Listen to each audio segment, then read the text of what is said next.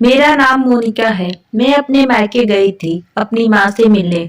माँ मेरी बहुत बीमार थी। पिताजी के जाने के बाद माँ की तबीयत ठीक नहीं रहती थी। मैं हमेशा अपनी माँ को देखने जाती थी। माँ भी मुझसे समय समय पर बुलाती रहती थी। मेरे भैया भाभी थे, लेकिन मैं अपनी भाभी को कम पसंद करती थी। हमें लगता था कि हमारी भाभी हमसे चिढ़ती हैं, लेकिन माँ के जाते ही भाभी का यह रवैया हमें देखकर विश्वास ही नहीं हुआ कि भाभी ऐसी होंगी। मैं जब भी भाभी मुझे को 4 बार फोन कर चुकी थी, पर मोनिका फोन ही रिसीव नहीं कर रही थी। बाद में जब मोनिका किचन से बाहर आई तो देखा उसकी भाभी के 4 मिस कॉल हैं। लगातार यह देखकर घबरा गई, क्योंकि उसकी भाभी को पता होता है कि अगर मोनिका 2 बार में फोन नहीं उठाती है तो इसका मतलब यही है कि वह अपने काम में व्यस्त है और या फिर फोन से दूर है। अब मोनिका का मन घबरा रहा था, क्योंकि भाभी के 4 फोन लगातार आने से उसे टेंशन हो गई थी, क्योंकि मोनिका की मम्मी की तबीयत इन दिनों ठीक नहीं चल रही थी। अभी 2 दिन पहले ही मोनिका अपनी मम्मी से मायके में मिलकर आई थी। फिर भी मोनिका ने हिम्मत करते हुए अपनी भाभी को फोन लगाया और फोन जैसे ही भाभी ने उठाया तो मोनिका को रोते हुए कहा, दीदी, मम्मी जी हमें छोड़कर चली गई हैं। रात को अच्छे से सोई थी। सुबह आपके भैया और मैंने खूब उठाने की कोशिश की, पर वह नहीं उठी। तब हमने डॉक्टर साहब को बुलाया। फिर उन्होंने बताया कि मम्मी जी अब नहीं रही। दीदी आप जल्दी से घर आ जाओ। इतना सुनते ही मोनिका की आंखों से आंसू बहने लगे। पापा तो पहले ही उसे छोड़कर जा चुके थे और अब उसकी माँ भी नहीं रही। मोनिका तो बिल्कुल बेहाल हो चुकी थी। अब मोनिका ने रोते रोते यह बात हेमंत को उसके पति को बताई तो हेमंत ने उसे संभाला और उसे जल्दी से कार में बैठाकर मायके ले गया। मोनिका जैसे ही अपने घर पहुंची तो अपनी माँ के शरीर को देखकर उससे लिपट कर रोई खूब। आखिर में मोनिका ने उसे किसी तरह समझाया और माँ का अंतिम संस्कार किया। सारे विधि विधान होने के बाद भी मोनिका की रुलाई के रुकी नहीं रही थी।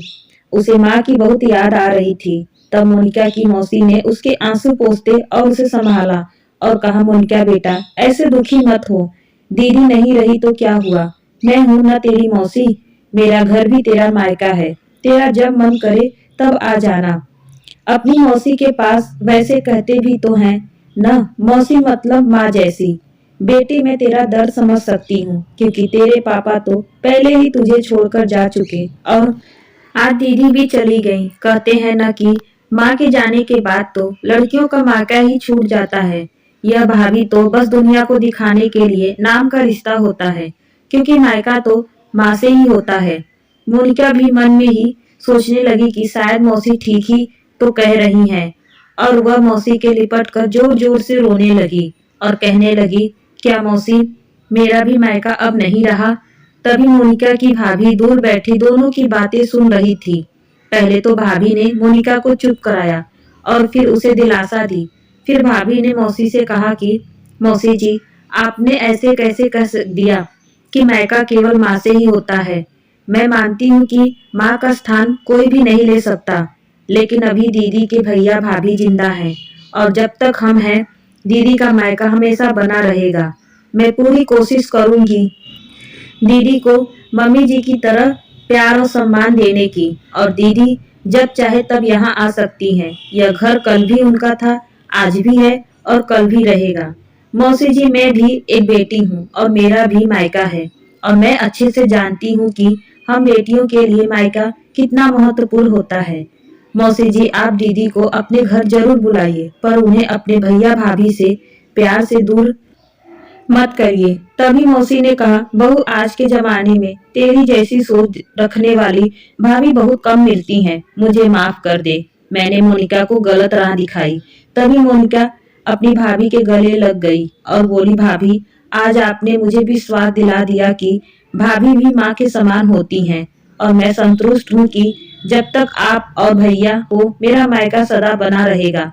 और किसी ने कहा है ना कि भाभी माँ के समान होती हैं।